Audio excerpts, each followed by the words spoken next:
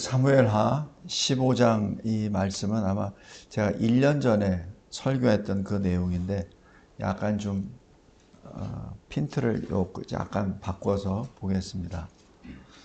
이 다윗에게 넷째 아들 압살롬은 참 착한 아들이었고 또 성장할 때 아버지 다윗에게 찌푸리게 한 적이 없었던 그런 귀한 아들이었습니다. 그래 그 아들이 성장하면서 이상한 마음이 마음속에 싹트기 시작했죠. 교만입니다. 내가 아버지 다윗보다 더 나은데 왜 나는? 이러면서 아버지 보좌를 훔치죠. 근데 훔칠 때 어떻게 훔치냐면 그 전에 일도 있었지만 그것은 이제 생략하고 자기를 위해서 병거와 말들을 준비합니다. 그러니까 이 이스라엘 나라의 병거와 말은 왕을 중심으로 해서 세워져야 되죠. 그런데 자기를 위해서 준비합니다. 그리고 호위병도 세웁니다. 요즘 말하면 경호원을 세우는 것이죠. 그러니까 이게 사실 역적입니다. 자기가 왕이 된 것처럼 그렇게 해버리죠. 그리고 어떻게 민심을 갈라치냐면 백성이 다윗 왕에게 재판을 청구하러 왔을 때 자기가 가로챕니다. 왕자니까. 근데 가로챈다는 얘기가 벌써 자기 세력이 어느 정도 있다는 것이 나타나죠. 그러니까 자기를 따르는 그 사람들 세력을 이용을 해서 자기가 재판을 해버려요. 그러면서 다윗 왕이 지금 나이가 들고 해서 좀 그리고 또 몸도 약해졌고 또 시간도 없고 뭐 여러 가지 이유를 대면서 자기가 재판을 해버리고 거짓말로 왕을 낮춰버립니다. 그러니까 다윗을 낮추고 자신을 높입니다. 요즘으로 얘기하면은 어떤 선심 공략, 포퓰리즘 같은 걸 하겠죠. 그러니까 어떤 재판을 청구할 때 그 청구한 사람들의 입맛에 맞게끔 해주고 그 다음에 그 마음을 얻어버리는 거죠. 그래서 이스라엘의 마음을 훔치고 나니까 이스라엘이 두 조각으로 나누어져 버립니다. 하나는 다윗을 따르는, 하나는 이 압살롬을 따르는 분열이 돼 버리죠. 이것이 나라가 멸망하는, 자멸하는 하나의 모습입니다. 우리나라 과거에서도 고구려가 망할 때 외부의 침략에 의해서 망하는 게 아니에요. 내부 분열로 인해서 망하죠. 신라도 마찬가지 그렇게 망하고 고려도 그렇게 망합니다. 그러니까 외부의 이 압력에 의해서는 사실 망하지 않아요. 오히려 외부 압력이 가면 더 단단해지죠. 근데 내부 분란 때문에 나라가 망합니다. 그러니까 나라가 완전히 쪼개진 다음에 그 다음에 외부에서 툭 들어오죠. 왜냐하면 쪼개진 세력 중에 한 세력이 외부와 손을 잡아버리거든요. 그죠? 그러니까 우리 신라가 망할 때 어떻게 됐죠? 그 당나라와 고구려가 망할 때도 마찬가지. 똑같습니다. 패턴은 똑같아요. 여기 압살롬도 마찬가지. 자기가 이스라엘을 획득하기 위해서 일단은 쪼개죠. 백성들을 쪼갭니다. 분열을 하죠. 분열을 시키죠. 어떻게? 거짓말로. 그 다음에 헤브론에서 자기 세력을 모읍니다. 이 헤브론이 어느 곳이죠? 아브라함이 사랑하는 아내 사라가 죽자 매장지로 택했던 곳이 헤브론입니다. 그래서 그 헤브론이 실질적으로 아브라함의 자손들 이스라엘의 사실 모기지가 됩니다. 그래서 다윗도 이 이스라엘의 왕이 되기 전에 유다의 왕이 될 때 헤브론에서 왕으로 서죠. 그 다음에 7년 반 후에 그 다음에 이스라엘과 전체를 통일해서 통일 왕국의 왕이 되는 겁니다. 그러니까 이 압살롬은 그 헤브론이 어떤 의미의 장소인지를 알아요. 그렇기 때문에 그 헤브론에서 자기가 가짜 뉴스를 전파합니다. 어떤 가짜 뉴스? 압살롬이 왕이 되었다. 가짜 뉴스를 딱 퍼뜨리죠. 그러면서 다윗의 책사, 모사 아히도벨을 자기 사람으로 포섭해 버립니다. 그러니까 우리 삼국지에 나와 있는 그 모사들이 있잖아요. 그 사람을 이 아히도벨을 딱 자기 사람으로 해버려요. 그러고 나니까 반역 세력이 점점 많아지죠. 그러니까 다윗은 그 당시에 나이가 많고 아마 이 다윗이 직접 어떤 통치하기보다는 밑에 신하들을 통해서 아마 통치했을 텐데 이 압살롬은 왕자잖아요. 그러니까 자기 세력을 구축을 해서 반역 세력을 딱 도모한 다음에 예루살렘으로 공격하러 들어갑니다. 성도 여러분, 만약에 여러분이 다윗 왕이라고 했을 때 여러분은 어떻게 하겠습니까? 1번은 일단은 분노하면서 저 무도한 놈을 잡아들여라 뭐 이렇게 해서 공격을 하겠죠. 그런데 다윗은 그렇지 않았습니다. 다윗은 이스라엘의 민심이 압살롬에게 돌아갔다는 보고를 받았습니다.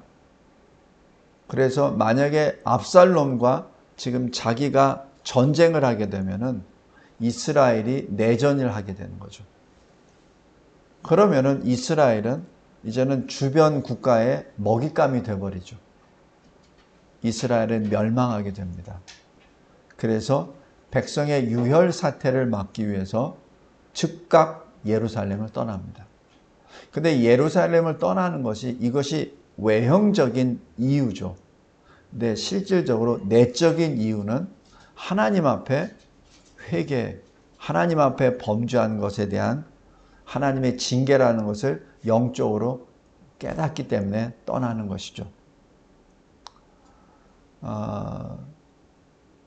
자기 충신 우리아를 죽음의 전장으로 보내서 죽게 만들죠. 이유는 우리아의 아내 밧세바를 자기가 얻기 위해서.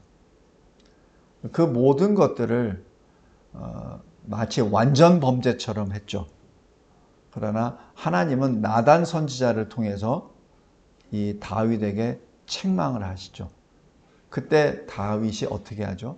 보통 어떻게 합니까? 이 세상 사람들이 자기의 어떤 잘못이나 치부를 누가 얘기를 하면 어떻게 하죠? 그 사람을 죽여버리든지 아니면 그 사람을 압력을 해서 더 이상 말을 못하게 하든지 또 그것을 가짜 뉴스라고 막 얘기를 해버리죠.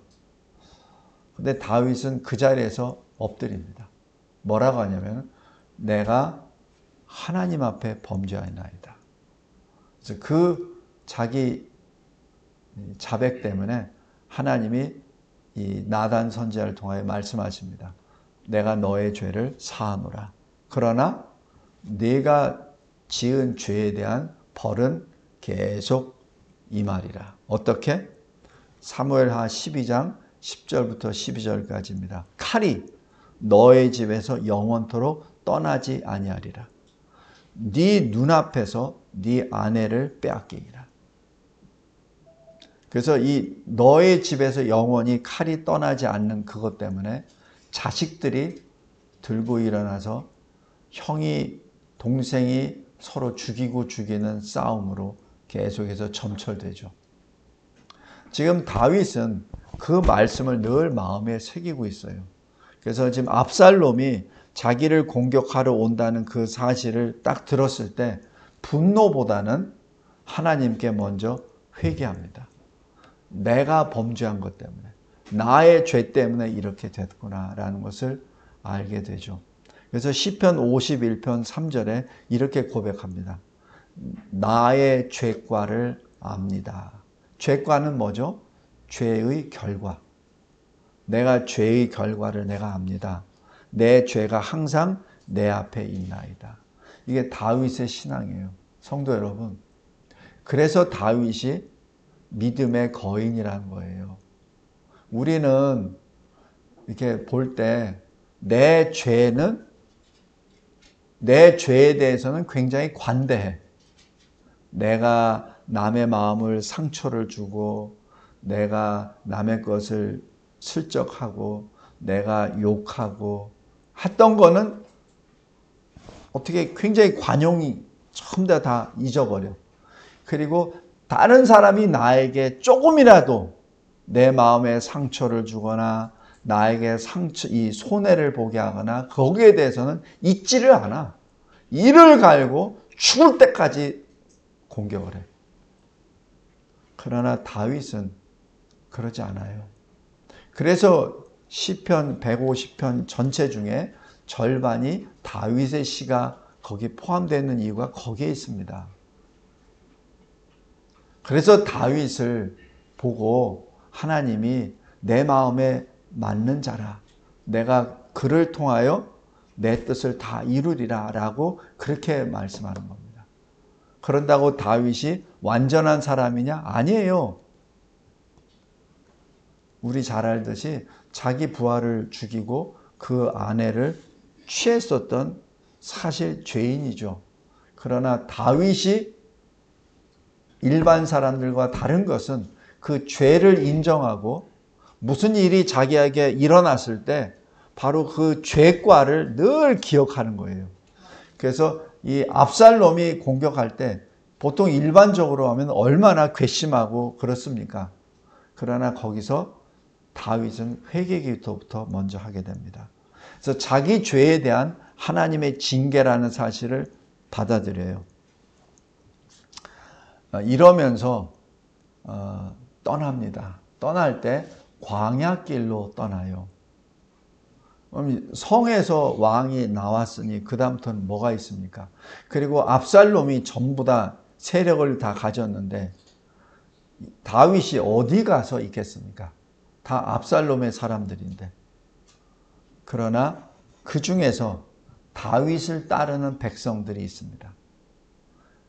그 사람들이 큰 소리로 울며 다윗과 같이 광야길로 향합니다. 여기서 사람이 구별이 돼요. 다윗의 사람이냐, 압살롬의 사람이냐.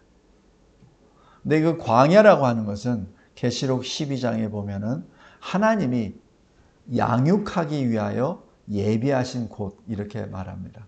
성도 여러분, 여러분의 삶 가운데 혹시 여러분들의 마음에 찔리는 죄악이라고 생각되는 것 때문에 광야길을 걷는다는 상황에 처해 있습니까? 그럼 그것이 단순히 여러분이 주시는 어떤 그 슬픔의 길이 아니라 양육의 길이라는 것을 다시 한번 마음에 감사로 받기를 바랍니다. 여러분을 성장시키기 위해서 현재의 모습이 아니라 더 나은 모습으로 성장시키기 위한 장소가 바로 광야라는 사실을 꼭 잊지 말기 바랍니다. 이때 제사장이 언약궤를 가지고 와요. 다윗 왕에게. 왕이시여, 언약궤를 가지고 왔습니다. 왕께서 어디를 가든지 언약궤가 같이 가게 하겠습니다. 그러므로 이스라엘 백성들이 하나님이 다윗 편이다. 또 하나님이 다윗의 손을 들어주셨다라는 것을 객관적으로 보게 해 주십시오. 그래야 민심이 왕에게로 다시 돌아올 것 아닙니까? 이렇게 오죠. 성도 여러분, 이게 제사장의 마음이에요. 그런데 다윗이 이렇게 고백합니다. 하나님의 궤를 다시 도로 메어가라. 만일 내가 여호와 앞에 은혜를 입었다면 하나님께서 나를 다시 돌아오게 하시리라. 그때 내가 하나님의 언약궤를 베리라. 자칫 잘못하면 하나님의 언약궤를 수단으로 써서 내 왕좌를 지키려고 하는 그런 유혹에 들어가죠. 저라도 걸어가겠습니까? 저라도. 그러나 다윗은 선을 딱 긋습니다. 이거는 하나님의 역사다. 하나님이 나에게 은혜를 베푸신다면 하나님이 나를 다시 돌아오게 하실 것이다. 이 환난을, 이 압살롬의 반역을 하나님이 잠잠케 하시고 나를 다시 돌아오게 하실 것이다 하면서 하나님의 뜻에 순종합니다. 그러니까 하나님이 내리시는 그 환난을 하나님이 나에게 주시는 징계라고 받고 그대로 순종합니다. 성도 여러분, 이 시대가 왜 이렇게 어려워지고 각박해지는 줄 아세요? 자기의 죄를 인정하지 않습니다. 자기에게 오는 환난에 대해서 다윗처럼 엎드리고 회개하기보다는 남 탓을 하죠. 내가 저 사람 때문에 손해를 봤어. 내가 저 사람 때문에 내가 수치를 봤어. 내가 저 사람 때문에 이 모양 이 꼴이 된 거야. 이렇게 생각을 해버리죠. 다윗은 그게 없어요. 그래서 다윗이 신앙의 거인입니다.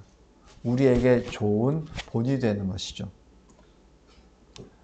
다윗이 감람산에 올라갈 때 아마 이게 예루살렘 성에서 올라가는 감람산인데 그 감람산에서 아마 예배도 드리고 기도도 하고 어떤 그 장소인 것 같습니다.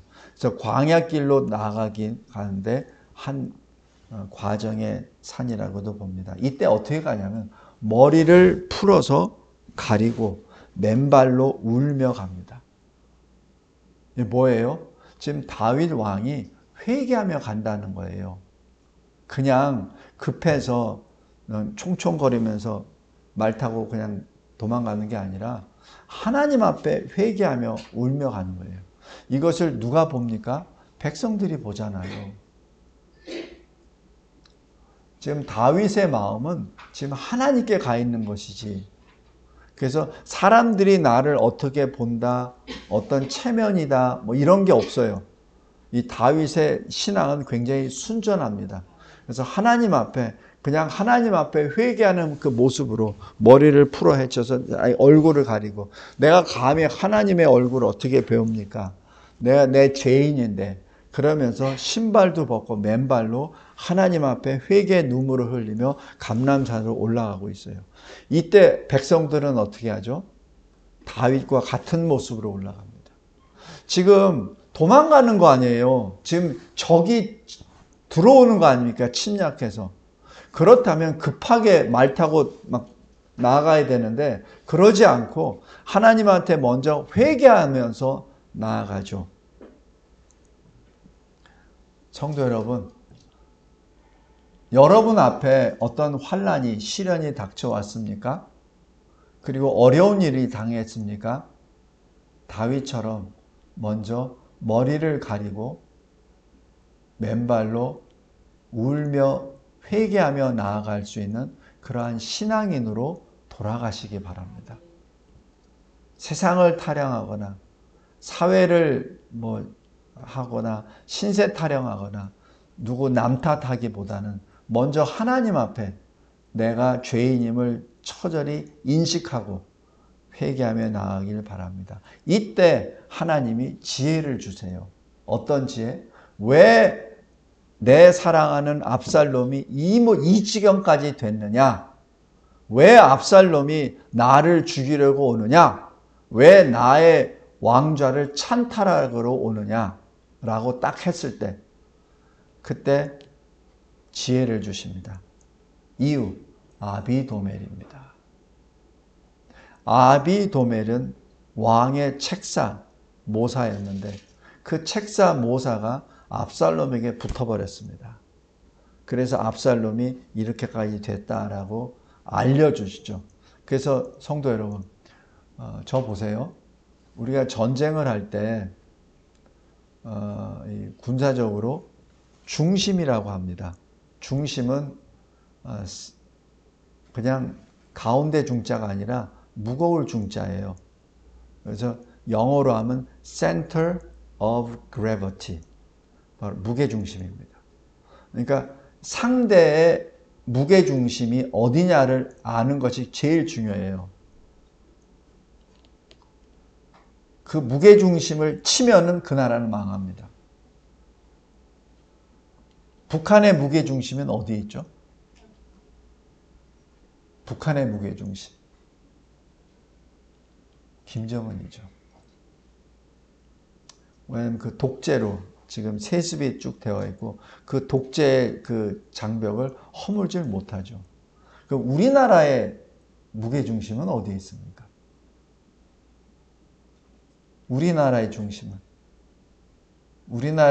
대통령이 아니에요. 우리나라의 중심은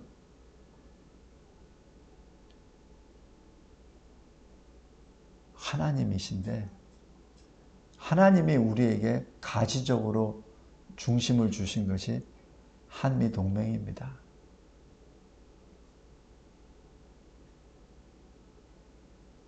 한미동맹이에요. 그래서 우리나라를 무너뜨리려고 하는 사람들이 항상 강조하는 것이 미군 철수입니다. 우리 이미 1950년에 경험했잖아요. 6.25 사변이 터지기 직전에 무슨 일이 있었죠? 애치슨 라인으로 해서 한미동맹이 깨졌잖아요. 미군이 철수했잖아요. 그러니까 6.25 사변이 터졌죠. 그래서 항상 이 나라를 위협하는 세력들이 제일 먼저 주장하는 것이 한미동맹을 깨는 겁니다. 왜냐면은 성도 여러분, 제가 이런 얘기하면은 제가 연합작전하고 거기에 제가 몸을 많이 담았던 사람이에요. 우리나라는 아무리 힘이 세도 중국하고 싸워서 못 이겨요. 현실적으로. 중국만 하더라도 인구가 지금 13억, 4억 뭐 이렇게 되잖아요. 그죠? 우리나라는 중국 땅에 한 성읍 정도밖에 안 돼요. 그래서 맘만 먹으면 이 나라는 없어집니다.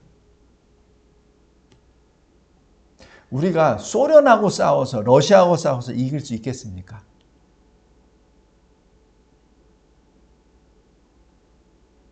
그죠? 못 이겨요. 지구상에 존재하는 나라 중에 국토 면적이 제일 큰 나라가 러시아예요. 못 이겨요.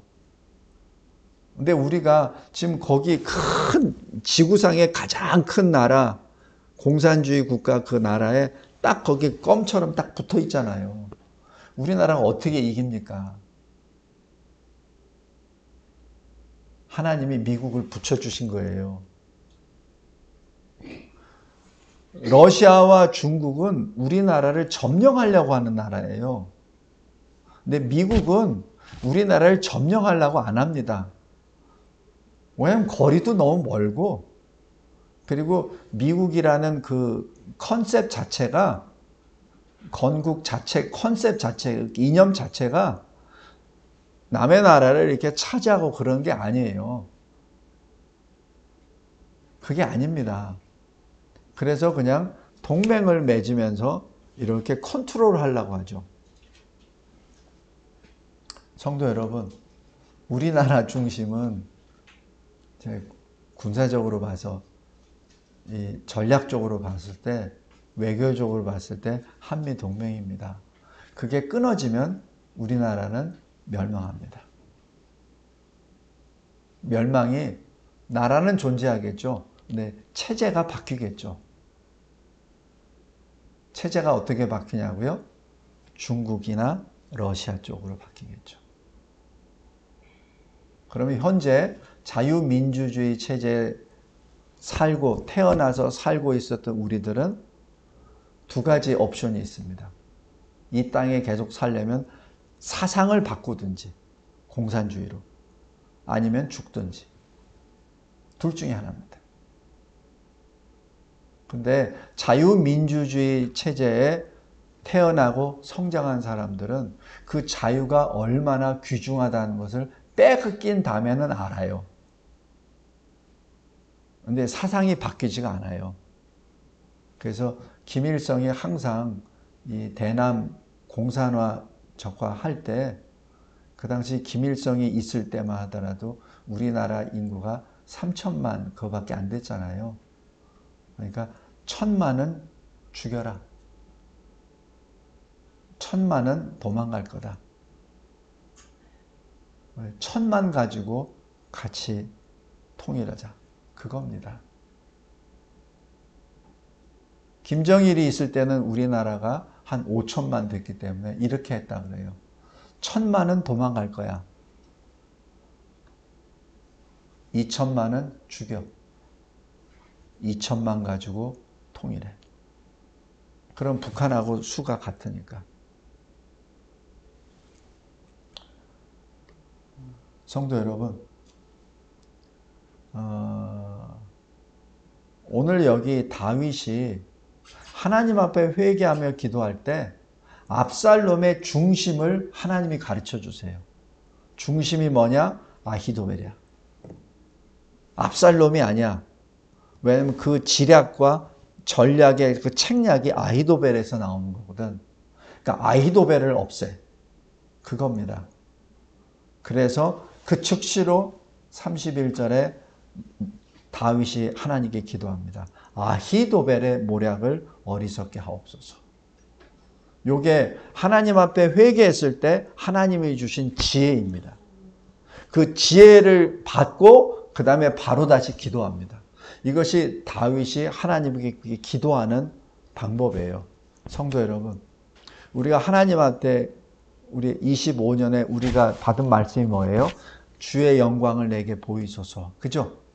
그 주의 영광을 받은 사람은 어떻게 되죠? 하나님의 지혜를 받습니다. 하나님의 마음을 받아요. 그 마음으로 하나님께 기도합니다.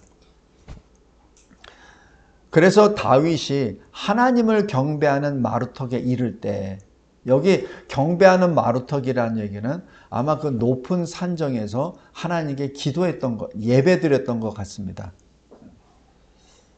이때 하나님이 응답해 주세요. 어떤 응답이냐면 후세를 만나게 하십니다. 후세는 누구냐면은 또 다른 모사입니다. 또 다른 책사예요. 근데 여기서 누가 다윗의 사람이냐가 딱 나오죠. 아히도벨은 이 압살롬을 들어가 버렸죠. 그러나 후세는 다윗처럼 회개하며 부르짖으며 울며 다윗에게 나옵니다. 옷을 찢고 흙을 머리에 덮어쓰고 다윗을 맞으러 갑니다. 이 다윗이 지금 쫓겨나가는 판이잖아요. 쫓겨나는 판은 어떻게 되죠? 평소에 알던 사람도 모르는 척 해버리죠. 왜냐면 자기가 살기 위해서. 그죠? 근데 후세는 안 그래요. 하나님의 사람이라는 걸 알거든요. 근데 후세는 다윗의 모습으로 다윗에게 나아갑니다. 이때 다윗이 하나님께 감사기도 했죠. 하나님께 뭐라고 했죠? 여기 아히도벨의 모략을 어리석게 하옵소서. 딱 기도했잖아요. 그러자 그 기도의 응답이 바로 후세입니다.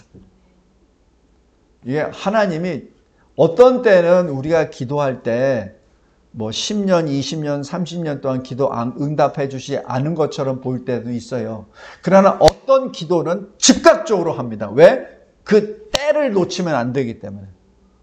그래서 하나님이 즉각적으로 사람을 딱 보내주세요. 그게 후세입니다. 그리고 하나님이 이 후세를 통하여 어떻게 해야 된다는 것을 다윗에게 지혜를 또 주세요. 그게 뭐냐면 아히도벨의 모략을 무력화하시기 위해서 후세가 들어가야 된다는 얘기죠. 그래서 후세에게 말합니다. 너는 들어가라. 너는 나와 같이 가지 마. 너는 내가 네 마음을 받았으니까 너는 다시 예루살렘으로 들어가. 그래서 들어가서 압살롬에게 충성 맹세해. 그리고 아히도벨의 모략을 패하게 딱 명령을 내립니다. 그리고 거기서 일어나는 모든 일들은 제사장들을 통해서 나에게 보고해. 이렇게 하죠. 성도 여러분, 이 다윗은 신앙의 사람인 동시에 굉장히 전략가입니다. 근데 이 전략을 하나님이 주세요.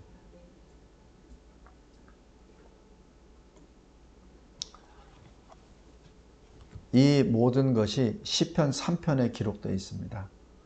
다윗이 어떻게 고백하냐면 많은 사람이 나를 대적하고 있나이다. 그리고 그들이 내가 하나님께 구원을 받지 못한다라고 주장합니다. 거짓말하고 있습니다. 가짜 뉴스를 퍼뜨리고 있습니다. 나의 방패시오 나의 영광이시오 나의 머리를 드시는 하나님, 나의 목소리로 내가 부르짖으오니 내가 간절히 내 힘을 다하여 하나님께 간구하오니 주의 거룩한 성산에서 내 기도에 응답하소서. 천만인이 나를 애워싸고 나를 공격한다 하더라도 나는 두려워하지 아니합니다. 왜냐하면 구원은 하나님께 있기 때문에 그렇습니다. 그래서 주의 복이 여기서 아주 중요한 것입니다. 주의 복이 나에게 내리게 하소서가 아니에요. 주의 복을 주의 백성에게 내리소서. 이게 왕의 마음입니다. 지금 이 다윗 왕은 자기 자신의 억울함을, 자기 자신만의 구원을 노래하는 것이 아니라 이스라엘의 구원, 이스라엘의 복을 위하여 하나님께 기도해요. 이것이 왕의 기도입니다. 그냥 왕이 자기 연명을 위해서 기도하는 게 아니에요. 주의 복을 백성에게, 주님의 백성에게 내리소서. 주 앞에 영원히 있게 하소서. 주 앞에 영원히 있으려면 어떻게 되죠? 구원을 받아야 영원히 있죠. 그죠? 자, 결론 부분입니다. 비록 환난 가운데 있어서 슬픔과 위험이 다윗을 애워싼다 하더라도 예배와 기도를 막지 못했습니다. 그 과정에서도 다윗은 끊임없이 기도했고 다윗은 그 도망치는 그 산정에서도 예배 드린 것이죠. 그때 하나님이 지혜를 주시고 응답해 주십니다. 성도 여러분, 마태복음 24장의 마지막 때에 대해서 예수님이 말씀하세요. 멸망에 가증한 것. 이 멸망에 가증한 것이 뭐예요? 하나님의 심판으로 멸망받을 하나님을 멸시하고 대적하는 가증한 것. 다른 얘기로 짐승이, 옛뱀 마귀 사탄이, 적그리스도가 거룩한 곳에, 거룩한 곳이 뭐예요? 하나님이 계시는 곳, 교회. 선 것을 보거든. 섰다는 얘기는 뭡니까? 교회를 장하겠다는 얘기죠. 여기 우리 진리와 제자 교회에 적그리스도가 이 자리에 딱 서버린 겁니다. 그러면 이 강단에서 무슨 말이 나가겠습니까? 하나님을 경외하라는 말이 아니라 짐승께 경배하라는 얘기를 하겠죠. 우리 지난번 코로나 때 다 경험했잖아요. 예배 드리지 마. 교회 폐쇄해. 교회 여기 19명만 들어와. 이렇게 하잖아요. 성경책 다 집어 없애. 찬양대 못 쓰게. 통성기도 하지 마. 코로나 때 그렇게 했잖아요. 그것을 봤을 때 어떻게 한다고요? 산으로 도망하라. 산으로 도망하라는 얘기는 더 이상 그 교회 성전에 있을 수 없잖아요. 그러면 적그리스도 짐승의 말에 순종해야 되잖아요. 그러니까 산으로 도망하라는 얘기는 지리적인 산의 의미보다는 거룩한 하나님이 계시는 곳에 들어가서 거기서 기도하라는 얘기입니다. 에스겔 43장 12절에 산 꼭대기 지점의 주인은 지극히 거룩하리라. 바로 이 말씀과 연계가 됩니다. 모세가 어디에 가서 주님을 만나요? 시내산.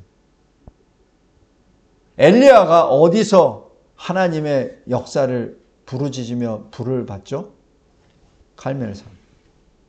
베드로와 야고보와 요한이 예수님과 어느 산에 올라가서 주님의 영광을 뵙죠? 변화산. 계시록 14장에 어린 양 예수 그리스도와 구원받은 14만 4천이 어디에 있죠? 신의 산.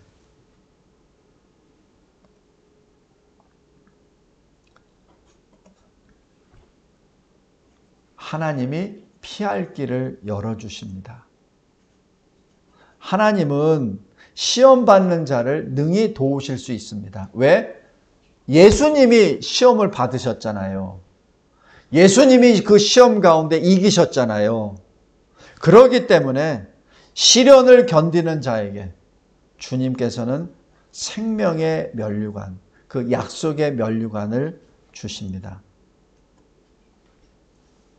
성도 여러분, 지금 이 다윗은 국론이 분열돼서 내전의 위기에 있을 때 예루살렘을 떠남으로 반국가 세력을 구별합니다.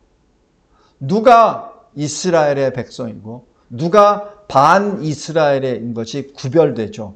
그 구별된 다음부터는 하나님의 지혜를 간구합니다.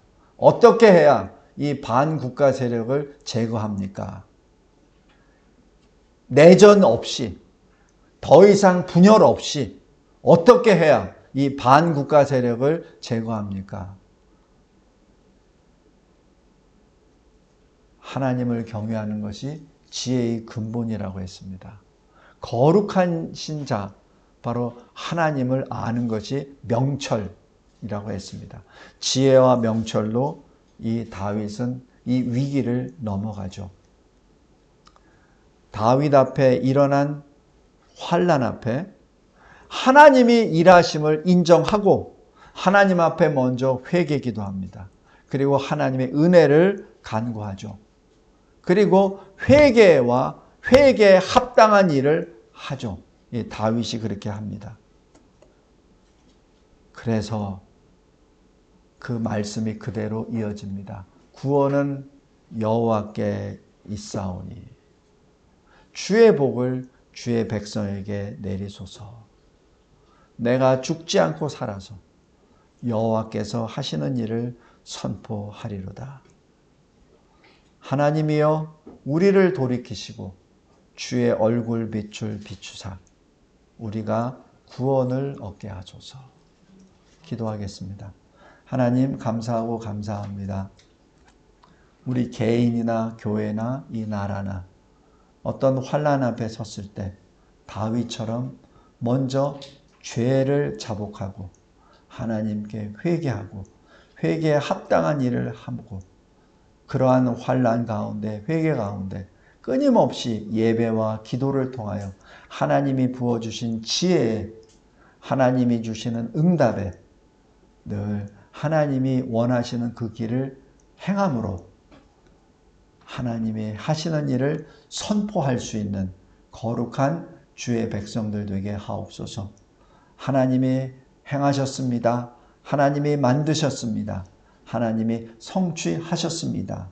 라고 부르짖으며 하나님의 나라를 하늘에서와 같이 이 땅에서도 이루어져 나아가는데 쓰임을 받는 주님의 구별된 거룩한 그릇으로 사용하여 주옵소서. 예수 그리스도의 이름으로 기도드리옵나이다. 아멘.